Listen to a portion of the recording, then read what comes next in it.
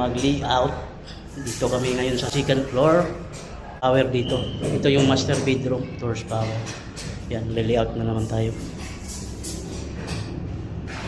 Ayun mga idol.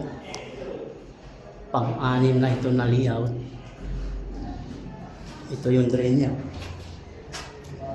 Yung drain niya, dito lang yan itatap sa yan, drainage ng CR yan, drainage. Yan, itatap yan dyan dito. Ayan. Okay, yan, pwede na nila anuhin yan. Sila na yung magkatapal yan. Yan. So yung mga idol, ito yung piping natin. Tapos namin yung 7 unit na layout. Ito. Ito yung pangalawa.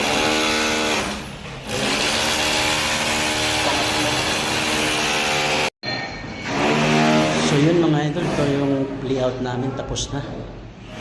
Ito isa. Yung dalawa. Apat to. Mayroon pang isa sa 3rd floor. Yung sa ground floor, mayroon isa. Sa third floor, mayroong isa din. Bali 7 unit to lahat. Yan, tig 1 horsepower lang to, malilit na kwarto. Ito 1 horsepower.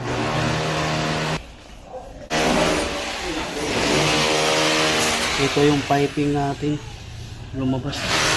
Dalawang outdoor dito. Doon.